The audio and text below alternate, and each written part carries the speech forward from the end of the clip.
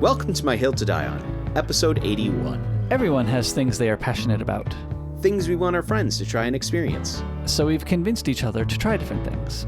And we talk about these experiences to see if we can get just one more person to join us on our hill to die on. So how was break? It was good. I wanted to get more learner build done, but didn't really do anything. I did like one line of code. But I got the picture stuff that I wanted to get done finished. It would have been nice to get more done. But I got a lot of podcasting stuff done, Ryan. I know. We went to Karuizawa and had a good time there hanging out. And that's where it was just easier to just edit there because just had my iPad.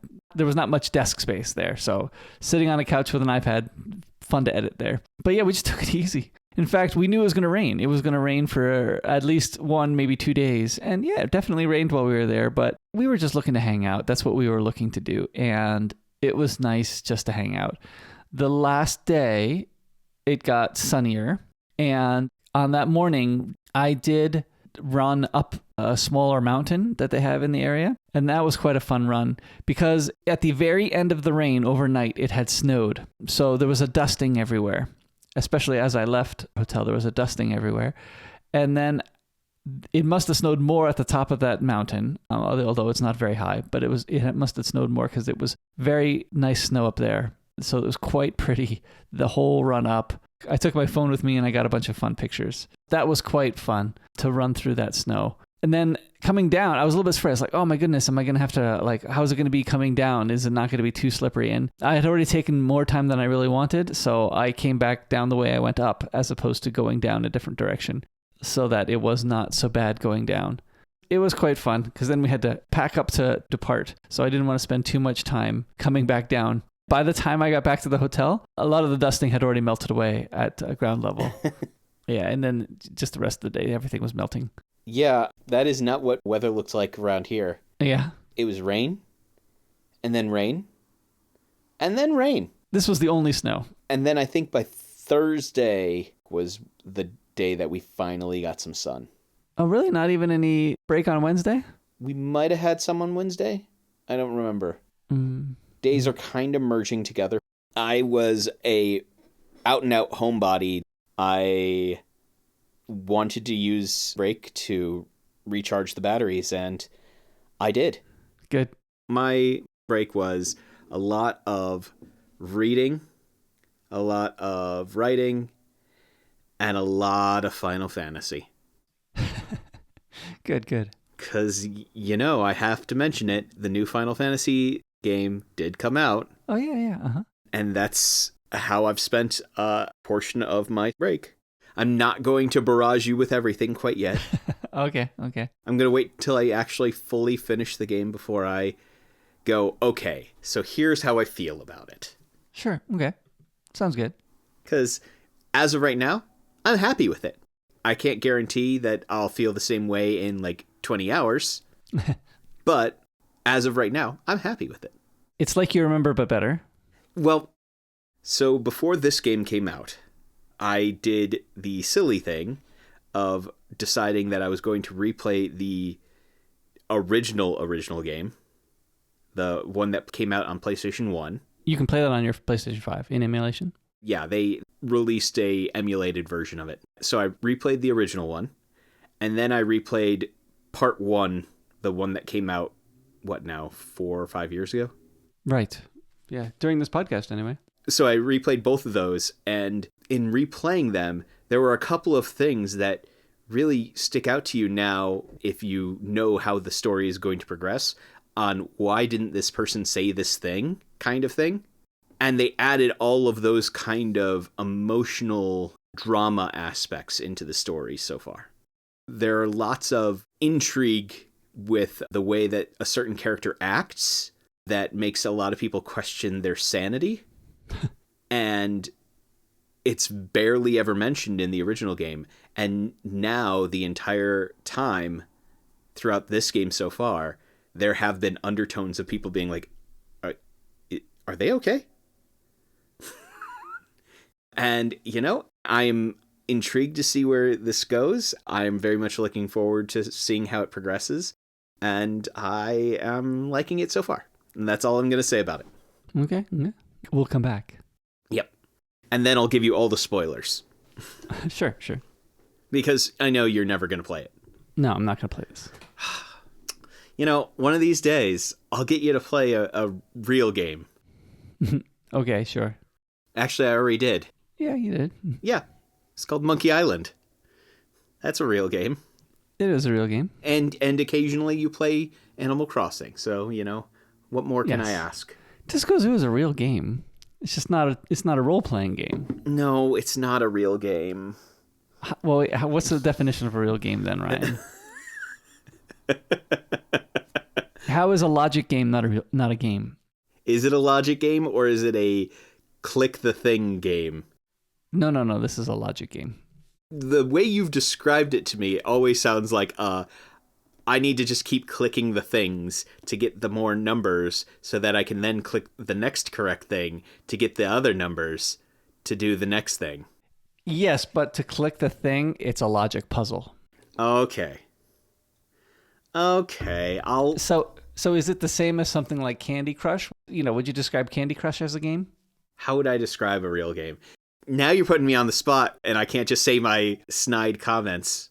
Can't you say your true feelings? No, it's more along the lines of, would I define things like Candy Crush a real game? I understand that clicking a button just to make the numbers go up is what we had a staple clicker. Yeah, the cookie maker thing. Yes, we played the cookie maker because a student was playing it. We wanted to see what it was like. That game.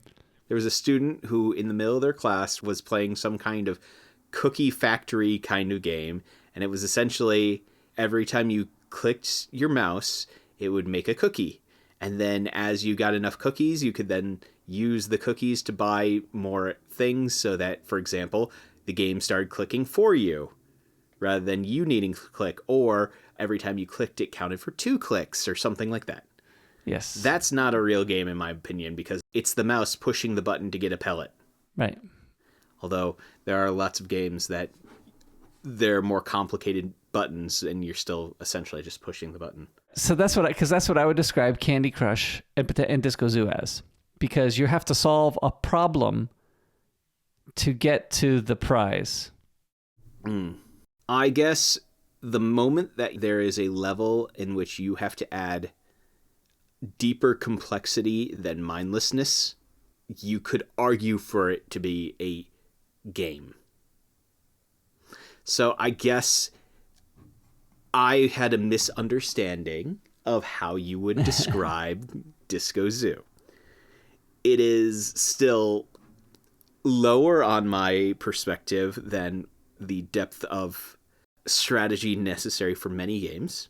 Well, see, and here's the thing too, right? Like, yes, you can just solve the problems and keep getting prizes. Yeah. Basically, right? I've taken it to the level of I'm also solving the problems in certain orders to solve the least amount of problems so that I can move to the next level the fastest. Yeah, so it's not only about doing that, but it's also about finding the efficiency route. Right. I am doing that too. No, I get it. And I don't want to say that thing that people get enjoyment out of is not legitimate method of finding enjoyment. I am not going to do that. Games can be time wasters, but games can also be entertainment. Yeah, I guess the snide comment I make these comments solely for 2 reasons. Number 1, because I feel like you could find a great deal of enjoyment in games with a bit more depth. I do. I also know that you don't have the time for that, so that's the other side of it.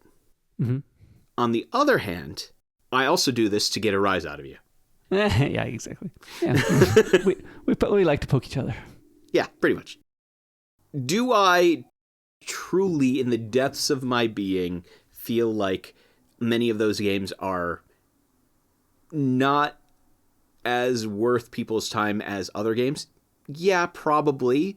But I also think that it is still a legitimate way for people to find enjoyment. If that is how people find happiness in their lives, if that's where they find that level of enjoyment, then I'm not going to stand in their way. I'm not going to be that guy. Yes, even though even though it might not be a game per se, it's still enjoyable. There are many things that people do for their hobbies, for their pastimes, that might not be something that somebody else from the outside might find fun or find meaning in. But, that's for each person to individually find. Wow, that got really deep about games. Good. You have tiptoed around that whole thing very well. Thank you. I try to sidestep landmines as much as I can. So, Ryan. Yep. Yamazaki points are starting up again. I know. And I want to complain about point inflation. All right, one sec. Let me lean back while you go on this. There we go. All right. Nah, it's not going to be too long. I mean, it is kind of funny that they raised the points now. You have to get 30 points to get a new plate as opposed to 27 points. Oh, and those 3 points are really going to kill you. Yeah, well, no. We buy enough bread. It's going to be fine, at least for 1 plate. For 2 plates, for 3 plates, I don't know. We'll see. You're helping us out, though, so maybe we'll get enough points. You have given me, 7 points already, I think. Yeah, well, I buy a lot of bread. I think, though, they have also raised the points that they give on the breads. I mean, for an 8-slice bread, it used to be 1 point, but now it's like 2.5. So the inflation is happening on both sides. I mean, yes, they didn't. Last year, I think it was 2.5 for an 8-slice bread. So they didn't raise that this time. So it's like sometimes they'll raise the points on the breads, and sometimes they'll raise the points you have to get for a plate. This is what it seems like to me. I'm getting 2.5 on a 6-slice. Right, I'm sorry, the full size, right? Whether you're getting 8 or 6. Yeah, because it's a full loaf for them. Because I like getting a little bit of a thicker bread. Right. No, yeah, we get that sometimes too.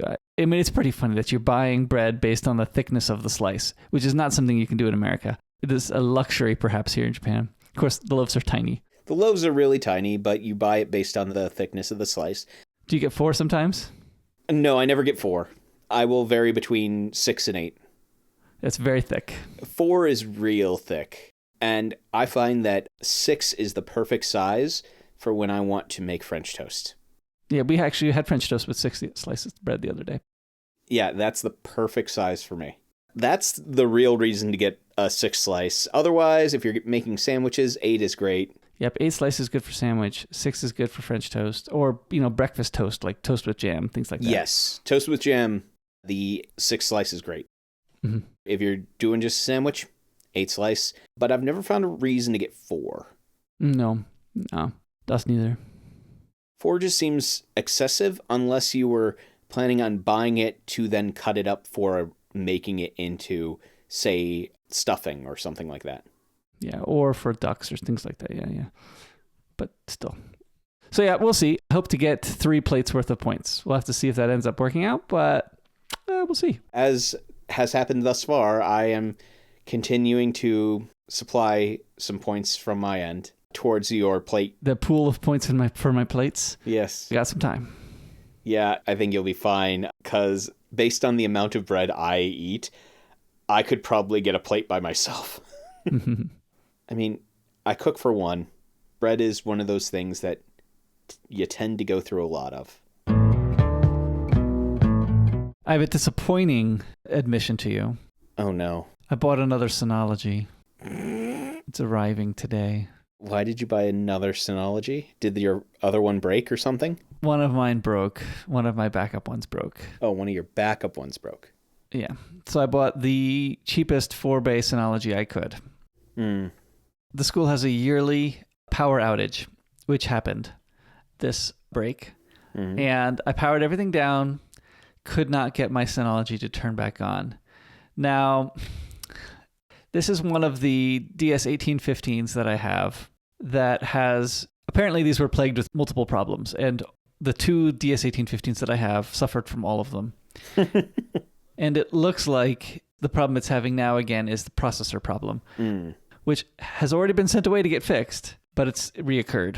And yeah, I probably could open it up and solder a resistor to get it fixed again, or resolder a new resistor. I actually bought a set of resistors, and I tried soldering some of them on one of them. I don't think it was this one. I think it was the other one. But at the same time, this problem's going to happen again and again and again and again and again. And I just don't want to fight it anymore. So I bought a new Synology. Well, I would have liked to have kicked this down the road further, but at the same time, When would have been the right time? And I have two of these. This is the school's one, right? This is the one that was the school's one. And became yours. It became mine because the school can't deal with this problem. Yeah. Because this is the reason why the school had to buy one to replace it, because I was able to, for a while, get it to turn on every once in a while. Which is not a situation the school can be in. It's not like, oh, sometimes it'll turn on, sometimes it won't. No, that's not. That's not a system that you want a school's backups to be relying on. Right. So for me, every once in a while, yeah, I could fiddle around enough until I got it on, but it was not worth it anymore for even me to fiddle with this. So now I'm going to spend tonight setting that up, moving the drives from one to the other and setting it up. It's just disappointing. Just disappointing. So you're going to go home after recording a podcast, eat dinner, and then come right back and set it all up. Yeah. Not what I wanted to do during break. No. Well, what I wanted to do was I was hoping to wait till a point where I could buy a new Synology in like 2 or 3 years, then migrate my primary one to be a backup, and then just have a new primary. I think maybe I can do that now, but I'm a little bit afraid that even my one at home will fail at some point soon as well. My other 1815 Plus. It could happen. At the same time, I mean, I bought it in 2017, so, it's 7 years old. Like, it's not a new device. I should not be upset that a 7-year-old thing died. A 7-year-old piece of computing equipment has died. That's good. That's pretty good. Yeah. But I mean, where are the days where you could just, save something on a disk and it stays for 28 years? Well, and this is my wife's thing. She's like, you didn't buy a new Synology just to put more movies on, did you? I'm like, no. No, I didn't buy a new Synology just to store more movies. Because actually one of our other coworkers gave me a set of DVDs he was just throwing away. So I put a bunch of them on, but he's like, oh, you just fill it up with that. I was like, no, those DVDs only took up 1 gig each. So no, did not fill up my Synology with those movies. So yeah, no, I mean, what takes up my space on my Synology is my pictures. I mean, yes, movies take up space. But nowhere near as important as my pictures. And I have my movies arranged in such a way that if I start running out of space, these are the first to go. If I start running out of space, then these are the ones I'm deleting. These movies right here. They're already marked in red, already waiting. Like, as soon as I get down to 1 terabyte free, boom, these movies are gone. So yeah, it's not going to come up soon because when I got my new Synology, I ended up getting more space because that's the drives that were available. I got more space. So I'm not running out of space anytime soon. I keep putting photos on, but I'm not running out of space. Yeah, I was going to say, also in my mind, I think that your photos take up so much more space than your movies probably do. Not really, because they're so tiny. Oh, see, I just figured that, I mean, with how many pictures you take and how many different backups you have of those pictures. Because don't you have like the originals or the RAWs and then the... I don't keep all of the RAWs, but I do have the original uploads. I mean, yes, I have it probably saved. It's on the Synology in 2 different locations in the spinning drives, as well as organized in the SSDs. But each location is still probably like 2 terabytes each. So yeah, maybe 4 terabytes of the spinning disks are used for that at most. My movies probably take up another 4 terabytes all by themselves. The next thing that takes up space is the backups of the computers in the house. They take up space. Maybe I should offer to put my Synology in your home and you can back up to my Synology. And then I'm not having it at school. So yeah, more Synologies, but one's leaving. Well, you got to keep updating Synologies. Otherwise, you're going to have the same Synology for like 10 years and use it as a glorified external hard drive. Well, and I was really hoping to find something for cheap on Yahoo Auction, but in the 6 months I've been looking, there's not been anything that is worth it. They either overcharge or are too old and not worth it. Yeah. Well, I was going to say, because pretty much that is unfortunately how I have utilized mine is I made backups of a lot of my movies and things like that, and then have used that as essentially a glorified external hard drive. Because I haven't needed to access those things on a regular basis. That's what it excels at. That is what mine does. Thankfully, mine's still trucking along, but it is old enough that I don't think I would want to try to push it to do any of the fancy stuff anymore. No, you don't want to. But at the same time, I mean, even with that scenario, you could probably shut it off every once in a while. You could probably have it on a startup shutdown sequence. On mine? Oh, yeah. I shut it off all the time. Oh, okay. Yeah, I leave mine running all the time, but that's because my daughters watch videos off of it. I turn it on when I need to do a backup. Oh, okay. Because otherwise, it's like, yes, they're red drives, but I don't need to have them constantly spinning. Yeah, if you don't need to, then why do it? Yeah. So, yeah, they're off for the majority of the time until I'm like, okay, I should probably do another backup. Which I probably should do another backup soon. You got things on your desktop. Well, yes, I do. All right, so Ryan, I think you bought this Nectar Sparkling. I saw this Nectar Sparkling drink and I went, okay, I'm intrigued. It looks like a peach and strawberry sparkling juice. Yes, and I mean, nectar is generally, as much as possible, that it's closer to 100% than normal. It's rarely 100% juice. I believe this says 13 here. Yeah, it's 13 here, and it's also rarely sparkling. So when I've had nectar before, it's not sparkling. I'm a little intrigued by this. Yeah, it just surprised me because it was this can sitting in the middle of the grocery store. It's a can sitting in the middle of the grocery store calling out to you. Oh, definitely calling out to me. So I was intrigued. Oh, good. We're still before the Best Buy date. Yeah, exactly. I think that must mean the other one is expiring this month. Oops, sorry. We'll have to drink that one after it's expired. It's fine. I forgot to check that before I picked this one. It is what it is. The other one was a Calpis, so I decided to put that later. Well, you know, Calpis probably have so many preservatives in them that they never go bad, right? Right. That's what makes it good, Ryan. Uh-huh. So I'm intrigued by this because peach and strawberry also sound like an interesting combo. Yeah. I think let's give it a try. That's a nice smell. We're heavy on the strawberry smell. I mean, there's peach there, but it's heavy on the strawberry. It's less sweet than I expected, actually. Yeah. It tastes like juice, like sparkling juice to me. Yeah. Not like overwhelmingly sweet. I would say it tastes like somebody took peach juice, added some strawberry extract and sparkling soda. Mm-hmm. Of course, that's what it says on the tin. So it is not surprising. Yeah. Honestly, not bad. No. I was expecting way heavier of a taste. Yeah, and I think with nectar, I've often found it to be thick and sweet. Mm.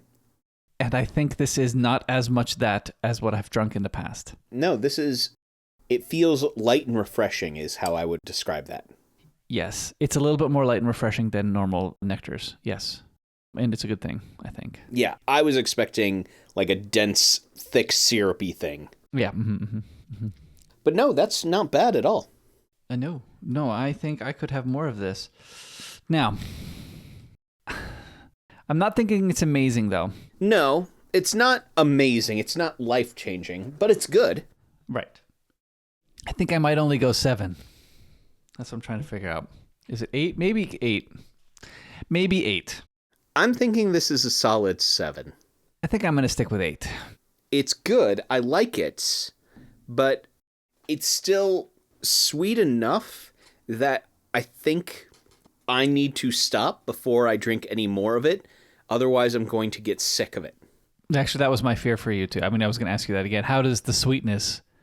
Because it is...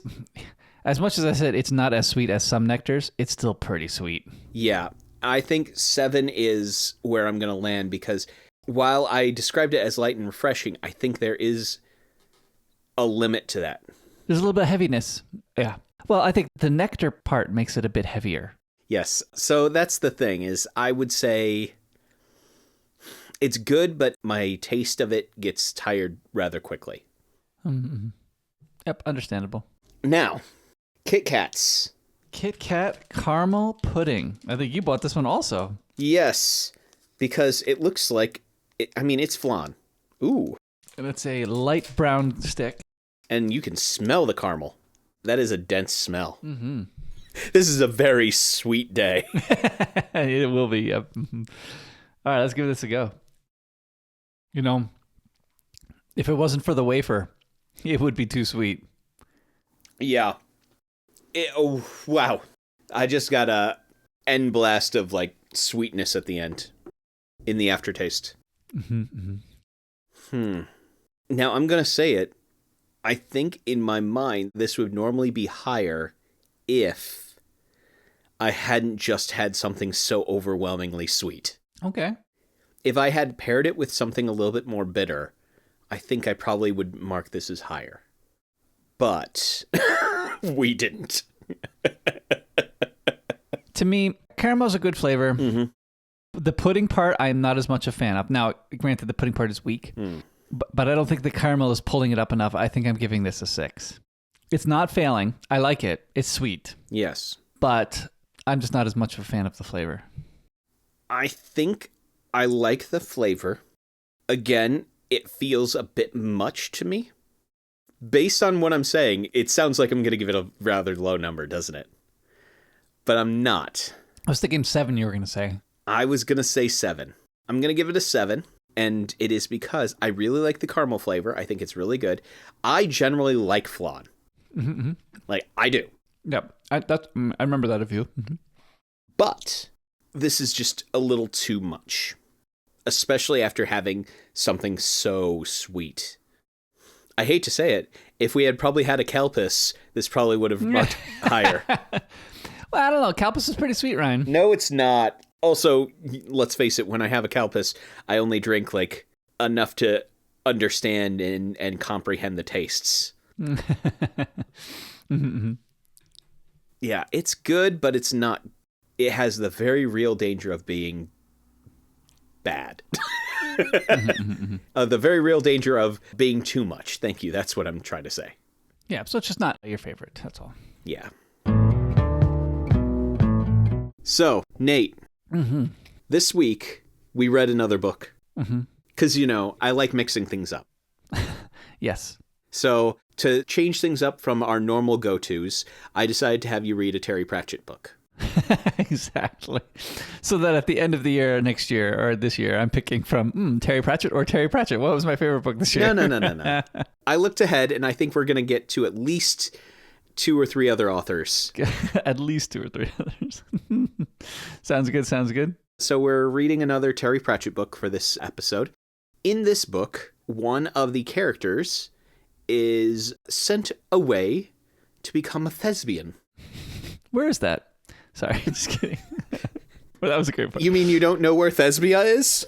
No, I don't know where Thesbia is. That was funny. I had fun with that. Oh, yeah, it was great. So they go and become a thespian. And so in discussing this book today, we thought, let's talk about theater. Because you can never get me to talk about theater. Right. Yeah, this is probably harder for me than it is for you, but that's okay. That's going to be okay. The theater. What's happened to the theater? So again, most of my experience in theater is still, unfortunately, the plays that are school productions. I don't think I have really gone to something outside of a amateur production. I think maybe the one exception perhaps would be, I think we saw The Lion King here in Japan once, which was fun. It was in Japanese, but I already knew the story, so not a big deal. So yeah, that was perhaps maybe the only one I've seen outside of an amateur production. But I would say that my favorite one to be a part of, and it was so long ago I'm still having a hard time remembering it, is Cinderella. When we did Cinderella in my high school, and I was in charge of sound and lights, I think we put on a pretty good show. Not amazing, but I think it was good. We had fun with that play. I enjoyed it.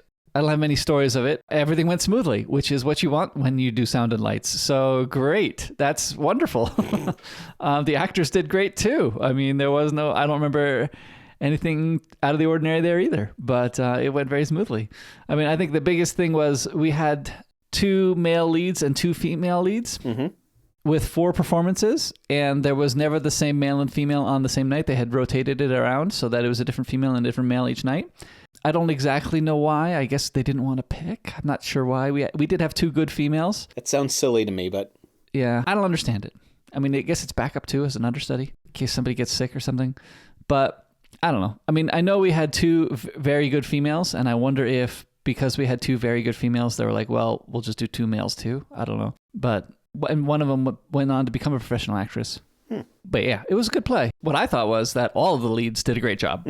I had a hard time ranking them. I was like, ooh, yeah, I mean, I liked this parts of the performance over the other parts, some here, but they both did excellently, just differently. So I thought they both did wonderfully. That was my memory of it. It's like, wow, I can't even really rank these, is what I remember coming away thinking. So yeah, I enjoyed being a part of the production. Not as big of a part of the production as most people were, but a part of the production. So I think I took this slightly differently because I decided that I was going to not talk specifically about a production that I was in or a part of or saw, but the plays and things as a whole. Okay, that's fine. So the first one that I want to talk about is actually, not surprisingly to anyone, I'm going to talk about Les Mis. Oh, okay.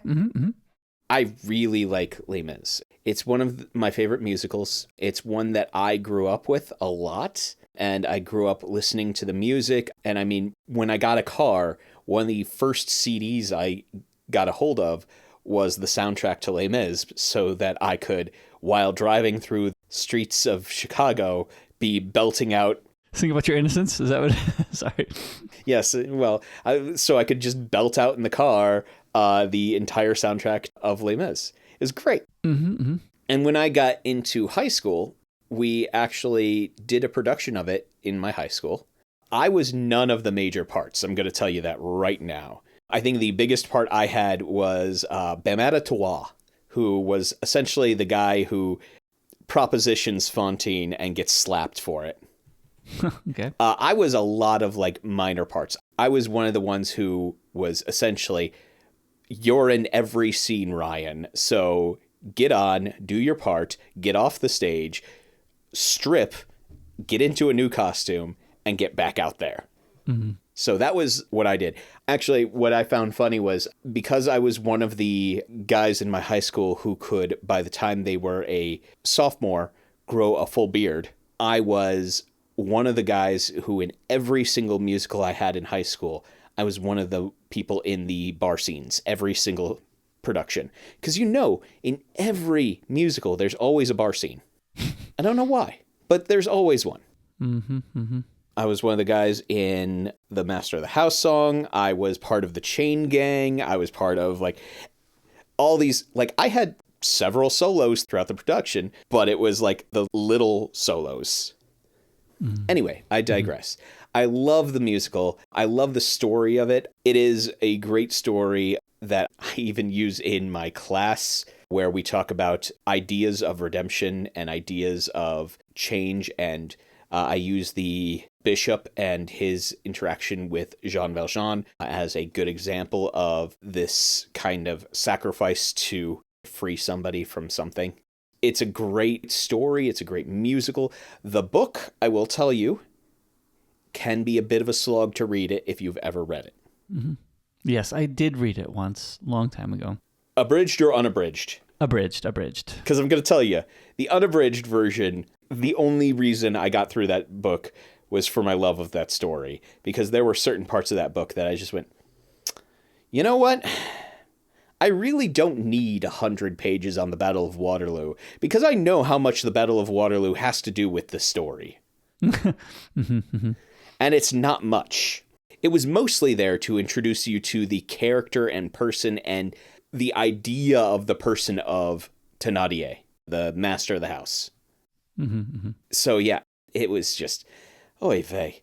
Anyway, all that to say, it is to this day, even though I have watched and seen and been a part of a bunch of different plays and musicals and things like that, it has a very, very special place in my heart. I love that musical.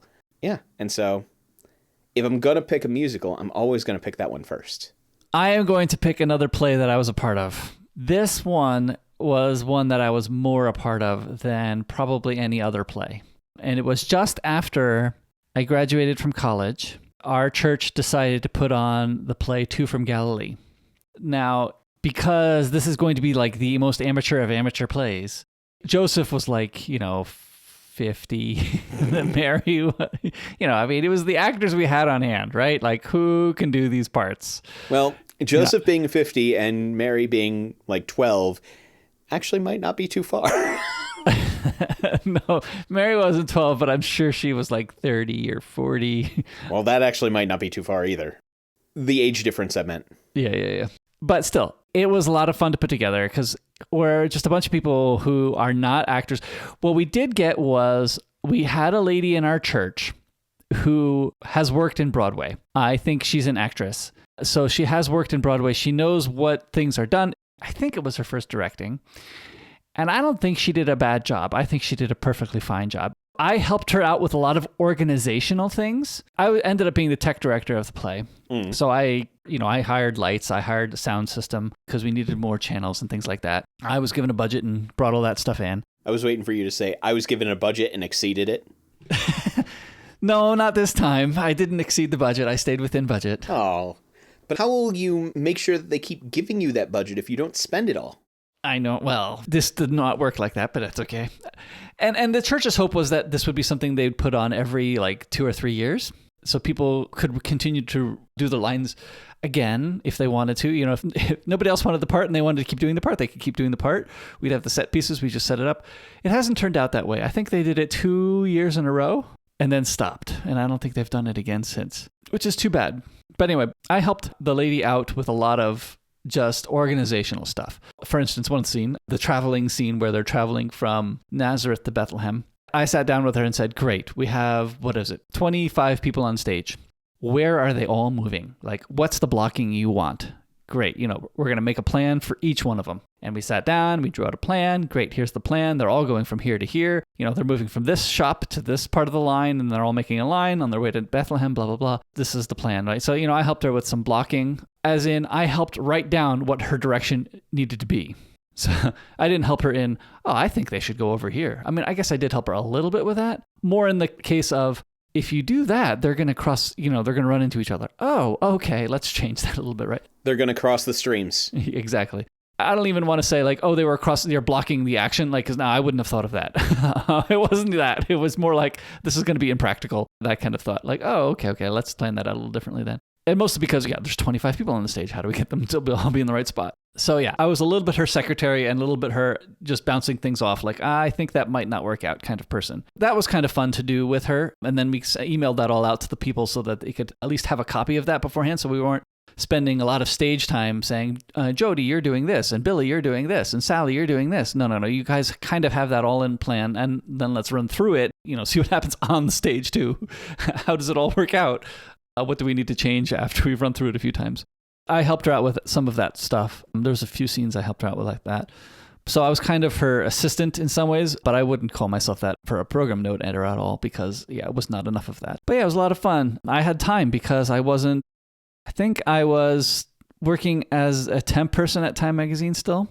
So I wasn't there full time, so I had some time to devote to this. So it worked out really well in my life to be able to spend more time in this play than I've done for other things. And it was a lot of fun. I used a bunch of camcorders and recorded it all on camcorders, lots of mini DV tapes, and re-edited it after the fact. Yeah, I think you showed me that at one point. So that was a lot of fun. And, doing that back in the day too, that was something else also. I used 2 computers to do this, and I would basically only had enough hard drive space to do one scene at a time because we had 6 angles. 3 nights if you include the dress rehearsal, and 3 angles each. So 9. I guess I had 9 angles. So it took up all the hard drive space on our hard drives to do one scene. I'd do the edit for one scene, and then I would save out a final version and then move on to the next scene. And then we'd put all the scenes together, and then I burnt a DVD of it at the end. I mean, this is back in 2003. Yeah, this is the Christmas of 2003. So this was all hard drive space was so small. We had, burning a DVD. Yes, and I used DVD Studio Pro, not iDVD, because, man, I could. Yeah, anyway, it was a lot of fun. One of the things I did was, our church had handicapped spots at the back of the sanctuary. And when we were trying to figure out, we're going to bring the lights into the sanctuary, but, I had the lighting consultants come in and they said, well, they kind of need to be set up here in the middle of the sanctuary. So we brought a huge lighting tree in. So I said, well, what if we take the pews that are shorter for the handicapped people, short in length, that don't cross from aisle to aisle, there's gaps, right? Yeah. And we move them around so that those pews are in the middle of the sanctuary so that the lighting tree can be installed where the handicap spots are. Yes, it means we can't have any handicapped people coming to the play, but at that moment in time, we didn't have any handicapped regular attenders. Not to say that we wouldn't have any come to the play, but we didn't have any regular attenders coming at the time. So they said, fine, that would work if you can get that done. So then I talked to the building committee of the church and said, look, I need these pews moved. And they're like, okay, we will do that. So, it was a lot of arranging this, arranging that. And it worked out. And it actually works out better for the people who come to the church now who are handicapped, because now they sit in the middle of the sanctuary, not way in the back, relegated to the back of the play, where, you're way back here. No. Now you get to sit in the middle of the sanctuary. So that's kind of nice. So yeah, we had a good time. I learned a lot about lighting back then too. I'm still learning a lot now even, but I learned a lot back then. Well, I'm glad. For my second one then, the problem is I have a lot of different plays and musicals that I was thinking about that it has a special place in my heart.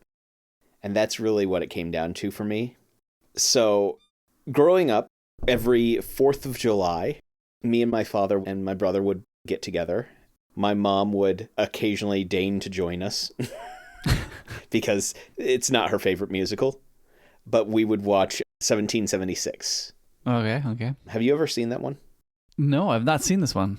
All right, I'm going to talk about it. There are a bunch of other ones that I could have talked about, but this one I want to talk about because of that memory of always getting together every 4th of July, and that was what we would watch. Because, if you're going to watch a movie version of a musical, it should be the day that it's actually referring to. 1776 is a musical rendition of the signing of the Declaration of Independence. The version I remember watching was the one that made it to, I think it was VHS. So one of the main characters of the musical, and actually probably the one who it centers around the most, is John Adams. And John Adams was played by, well, I'll give you a hint. It was played by a man who later played a car. Later played a car in Cars? Nope. In Knight Rider. Okay. He also played Mr. Feeney. Do you know who I'm talking about? I don't know who the voice of Kid is, no. It's William Daniels, who I think he was also in this role in the original Broadway cast of it as well. The entire musical is just going on and talking about trying to get the Declaration written and doing some weird things to get everybody to agree. One of the things that is hilarious is like the very first song is everybody yelling at John Adams to just sit down and shut up because he's, in his words, obnoxious and disliked. And so it's a running joke in the entire musical of how obnoxious and disliked he is. And actually it comes back in another song, which is who should write the Declaration. So they get the Declaration Committee all together and they go through one by one, and Benjamin Franklin's like, oh, John, I think you should write it. And he's like, but if I write it, they'll just scratch everything out because I'm obnoxious and disliked. So I think you should write it. And they keep coming up with excuses until they eventually get to Jefferson. So do you like this better than Hamilton in terms of content, right? I mean, I guess you got the emotional thing from being with your father for 1776, but how does it compare to Hamilton for you? For me, I like it. Now, I know that there are going to be a lot of people who disagree with this, but it has very much more classical musical style of songs.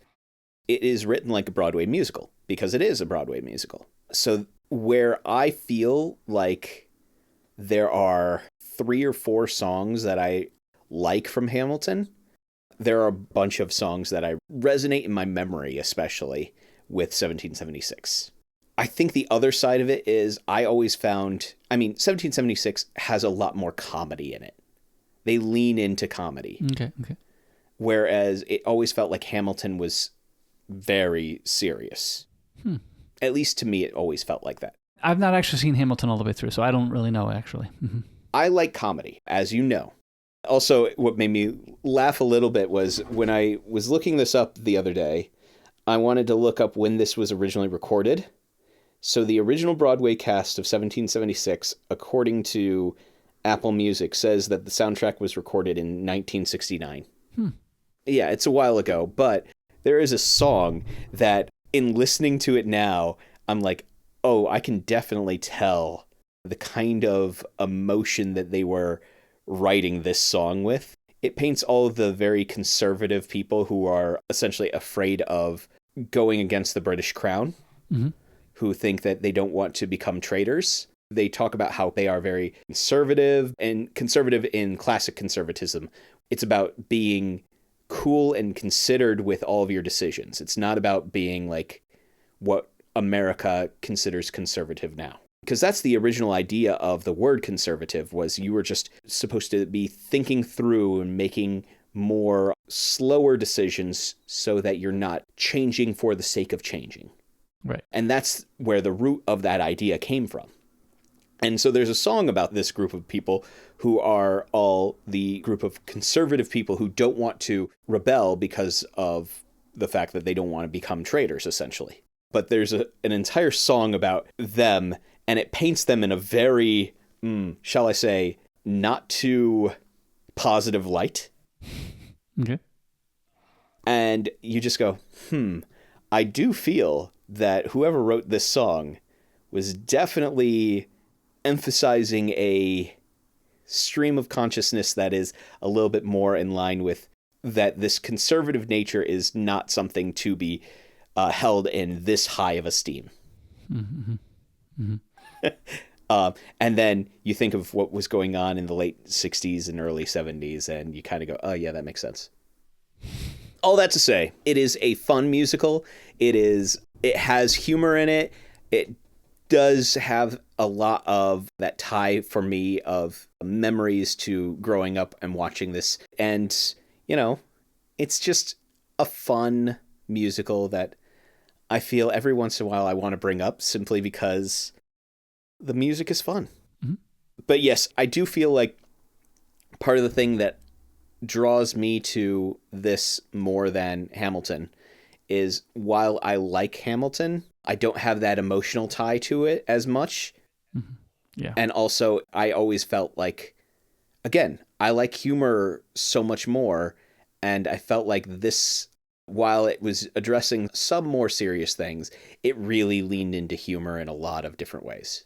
So I think those two things, if I were to pick one that I'm going to watch over the other, I'll probably pick 1776, even though it is definitely showing its age in certain areas. There are certain things that I'm going to say, some of the jokes are definitely not politically correct anymore. Mm-hmm. But it is what it is. Yeah, sounds good. Makes sense. And that's all to say, those were the two that I decided to pick on, even though there were so many more that I was playing around with talking about. We could have talked about Joseph. Joseph in the Amazing Technicolor Dreamcoat? Yeah, you know, how it's red and blue and yellow and scarlet and ochre and... That is a good one. I was never in that one, but it was a fun one to watch. I saw a high school production of that. I got part of the children's chorus. There was a production downtown in Chicago, and my school auditioned to have our students part of the children's chorus. And so for about a month and a half, maybe 2 months, I got excused from a bunch of my classes to go downtown and do performances. Mm-hmm, mm-hmm. Sounds fun. It sounds fun to do that in school. Mm-hmm. Yeah, it was great. And I mean, it was downtown in Chicago at the Royal George Theater. I did that one for a while. There is something that's really nice about Godspell. Mm-hmm. I like the music in that one. I remember when I was in high school going up to my parents and saying, hey, you know, for my birthday present this year, I don't want anything except I want a ticket to Wicked. And so for my birthday, I went by myself to a production of Wicked because this was back when the tickets were real expensive. But it was great.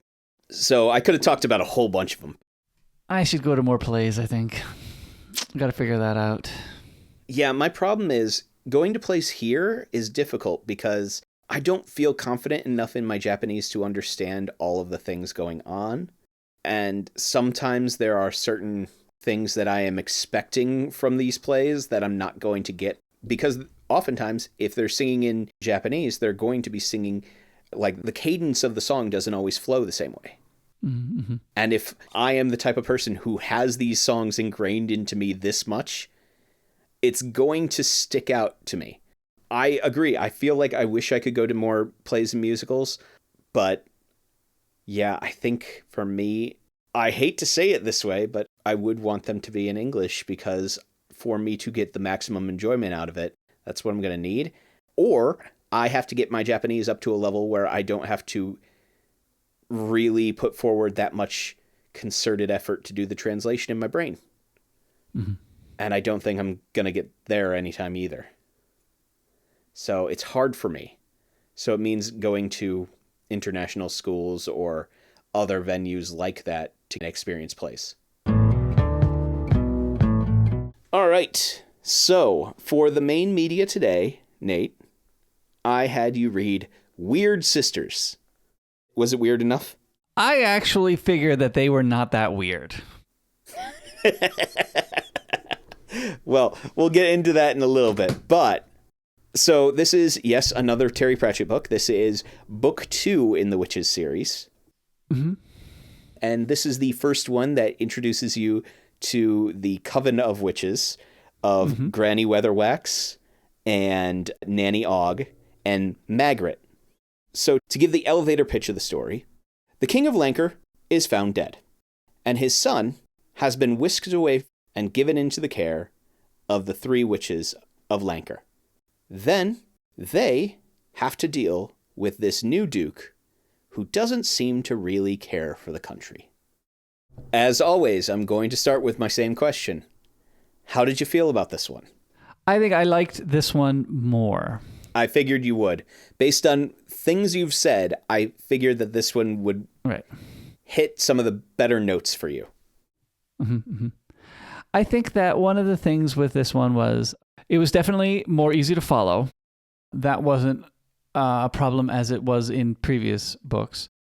I had guessed that the jester or the fool was going to be a bigger part earlier on. I was like, he's going to become... Yeah, okay, makes sense. I could tell there were a lot of references I wasn't getting. Oh? I mean, to Shakespeare and things like that. Yeah. But again, that was fine. There was a lot of jokes they were washing over. I did get one that referenced Laurel and Hardy. And I was very pleased with myself that I recognized that one. I was like, it's a Laurel and Hardy one. Which one are you referring to? I'd have to pull it up. I actually found a thing on a fandom wiki that lists all of the references and what they're referencing. Huh. The Wyrd Sisters Discworld wiki. Let me send this to you. It lists all the references and what they're referring to by page number. Discworld fandom wiki. Again, it's actually probably harder in the book because it's written in Old English. You know, since I'm listening to the audiobook that was read to me. So it was easier to understand that it was a Laurel and Hardy reference. Yeah, goodness, I can't even read the Old English.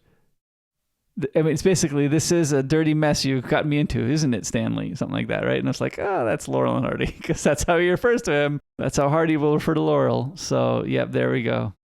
But because it was read to me, I was like, that makes sense. That's a Laurel and Hardy. He's talking about Laurel and Hardy there. But even just above that, he's talking about Groucho Marx. So, anyway, this lists all of the references, if you want to know. Yep. I did not look through them all because I just did a search for Laurel and Hardy and came right up. So I was like, yeah, that's the one. That's the one I just read. So there we go. So I enjoyed that. I definitely did not get all of these. I mean, yes, I understood that the 3 witches made fun of Shakespeare and things like that. I enjoyed this. I liked the coven. I thought that they played off each other well, you know, and they all did their own little plays on the stereotypes of witches, which I thought was fun. I thought, if anything, the Duke who assumed the crown, he was probably the weirdest character. Yeah. I didn't quite understand why he kept trying to clean his hands. It was because he's trying to clean his hands from the fact that he killed the king? Is that what it was? He was imagining blood on his hands. Because he's killed the king, he can't get out of that now. Okay. He can't get the blood off of his hands. So that idea of needing to wash your hands off of blood is a reference, I think, as well. Mm-hmm. It's Macbeth. I was like, wait, where? I know this reference. Sorry. Okay. No problem. I think I wasn't quite understanding what the plan was to move everything 15 years in the future. Like when they first mentioned it, I was like, they're doing what? They're moving the country 15 years in the future. But that's part of the fun. I mean, that was like, oh, okay. Weird, but okay. They took the country itself, and moved that 15 years in the future, and everything else in the world moved at its normal pace. Right. They took the shortcut to 15 years in the future, right? So everybody who was outside of that country aged 15 years. I want to ask you this question first then. Why had the son and the crown left the castle? Were they whisked away like you just said in the thing, or were they just happened to be out? Yes, they were whisked away. The guy who hands them to the witches at the beginning. Okay, I missed this. Okay, go ahead. Mm-hmm. As he was handing the baby to Granny Weatherwax, he collapses and dies with an arrow in his back. It's the first scene. Right. I think I just missed the importance of this. Who was the guy handing over the baby? Just like the steward of the castle? He was a guard. Okay, it was just a guard. I missed the importance of that then. I just thought they happened to be out and like Granny caught them and then that guy dies. And then she's like, oh, I don't know what to do with this baby. So just passed out. I didn't realize they were whisked away. I just thought they were out. Yeah, they were whisked away. And then the other guards who came after them, who were the ones who shot the guy, were the ones who were like, can you give us the baby? We need to take care of this for the Duke. And then there was the one guy who was going to attack the witches, and then the other guy who stabbed the first guy in the back because he was like, we don't attack witches. This is a bad idea. I thought that part was pretty funny. I do remember that part. I did like the play on the new theater being called the Disc instead of the Globe. Yes. That was fun. Well, I mean, why would it be called the Globe on Discworld? On a Discworld, right? It makes sense to me. One of the things that again, just because I possibly wasn't paying attention early long enough that the baby's name was Tom John, I forgot that because I was like, wait a minute, are we following the dwarf? No, we're following Tom John. We're following Tom John, not the dwarf that has bouts of inspiration. I thought that was fun. Tom John, if you forgot, how he got that name was... Right, they couldn't come up with a name quick enough, right? So then they came up with two names and they mushed them together. The guy said, well, what's the baby's name?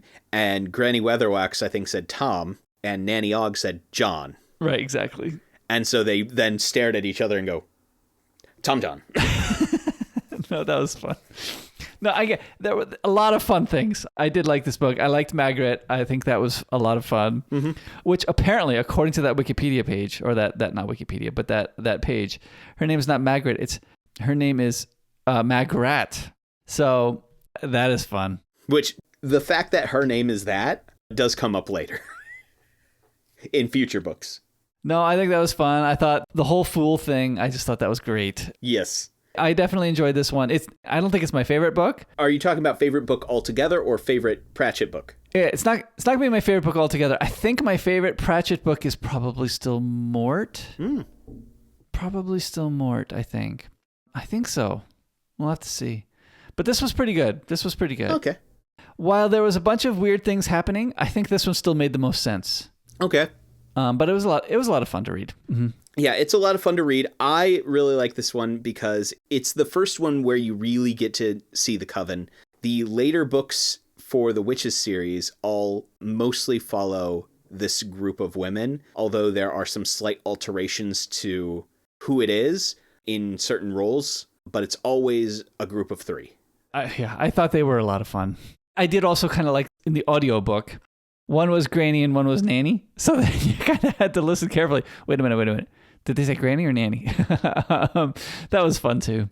Yes, and I do love that that's her title, is basically Granny Weatherwax. Nobody ever calls her by her first name, at least not in this book. No. It's Granny Weatherwax all the time. Yep. And Nanny Ogg. Okay, in the audiobook, yep. Are those footnotes that they keep breaking out too? Because that's hilarious too. I mean... Yes, those are all footnotes. And I like that there's a footnote on a footnote at least 2 or 3 places, which is great also because, yes, you just need to have a footnote on a footnote. And yes, that is the case. When it breaks out into the aside, those are all footnotes in the physical book. So if you read the physical book, those are footnotes. Which is funny because some of the time in the book I was like, they're breaking out to a footnote. I was like, wait a minute, what did I just hear? Was that really important enough to have a footnote on? I mean, which again is half the joke. No, most of them are not important enough to have a footnote on, but still you got to have a footnote because it's funny. Yep. That is correct. Honestly, I really love this story. It's great. These characters are just spectacular.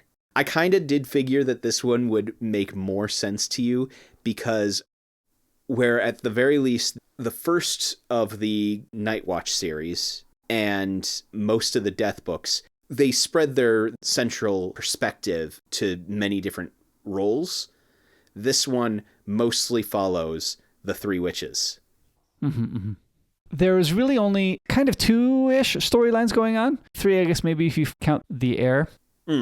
There's the witches group, and then what's happening with the crown, basically. There's those kind of 2 storylines that you're following. And they were not hard to follow. No. 3 if you count Tom John. But he kind of merges both the other 2.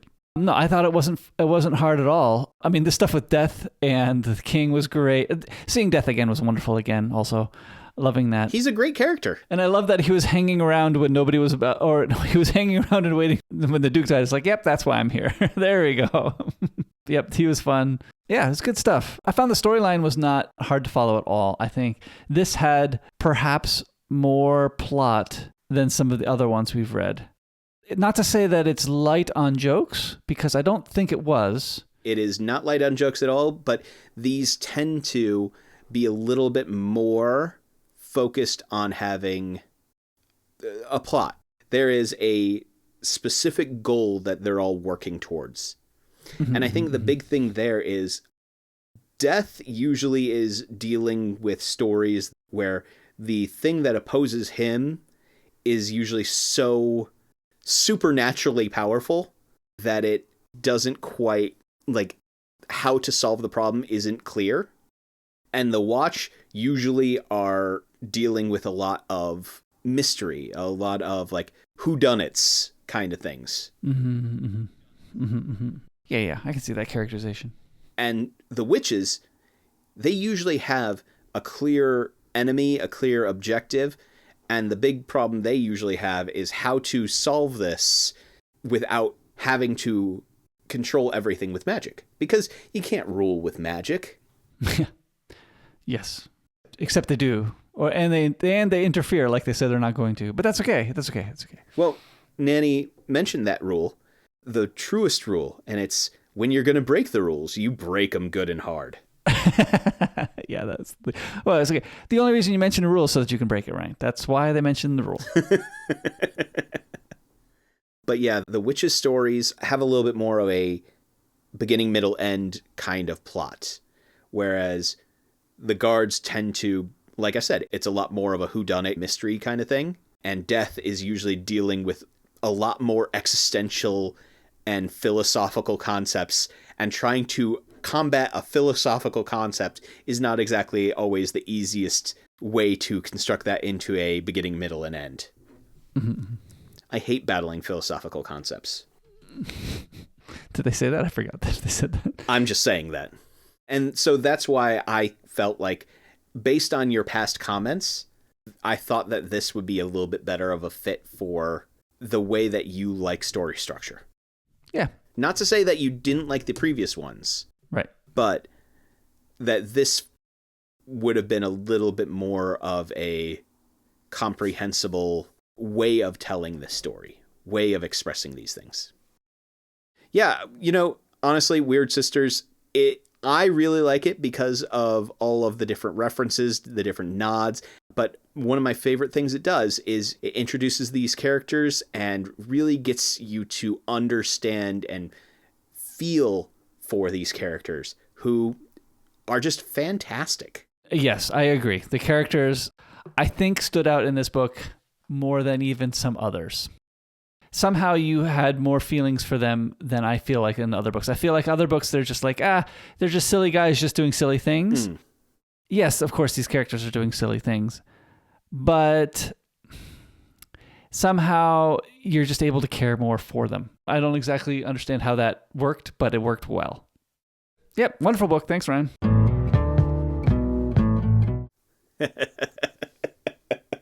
Sorry, I was looking up the next few that I was going to do. Yeah, go ahead. I mean, the next one, I'm assuming we're going to do a watch one next. Is that? Yes, it would be Men-at-Arms. So Men-at-Arms is going to be the next one. It deals with the City Watch, and this deals with the fact that after Guards, the City Watch had been put into a higher place of authority. Oh, right, because after the dragons. Mm-hmm. after the dragon. They had been given a couple of concessions and given a little bit more authority. And because of that, the city allows them to grow a little bit. So at the beginning of Men-at-Arms, they're dealing with a couple of new hires. And it deals not only with that, but it also deals with, in a not so subtle way, deals with people struggling to understand the other. The other? Oh, okay, each other. Mm-hmm. Yes, because it is dealing with a very metropolitan city that may or may not have a variety of cultures being mixed. But before that, Ryan, we have a game. We have a game? We're going to play another game? I will play another game. Okay. I guess I'll host another game. Sounds good to me. We're going to run a game. We're going to play another game of legally distinct from, and definitely not a terrible ripoff of Balderdash. Yep. It's going to be fun. We got some special guests coming on again, and it'll be very fun. Yeah, and, I'm looking forward to it. And we'll even get previous winner of the last one of these games to join me as a co-host. Yeah, it'll be fun. We hope you found something nice about this hill that we were willing to die on, and we appreciate all of our listeners coming along on this journey with us. But if you ever thought to yourself, hey, I really like these guys and what they do, and I wish that there was some way I could support them, you can. Visit myhilltodieon.com/members for more details. But what does it mean to be a member? Well, for the low price of $2 a month or $15 a year, you can help support this podcast. And by doing so, you'll get access to the members-only podcast, Not My Hill, which is where we discuss things that are probably somebody else's hill to die on. We have strong feelings about them, but as the title says, they're definitely not hills that we'd be willing to die on. And in addition to that, you get access to the suggestion form, where you can make suggestions for our Listener Hill episodes, where we will watch, read, and generally climb up a hill that you're willing to die on, and then we'll talk all about it. But know that the conversation doesn't have to end here. The discussion can continue with us at Reddit, at the subreddit My Hill to Die On, or by contacting us through email, which is, to no one's surprise, myhilltodieon@gmail.com. And finally, we upload all of our episodes to our YouTube channel, which is also named, say it with me now, folks, My Hill to Die On.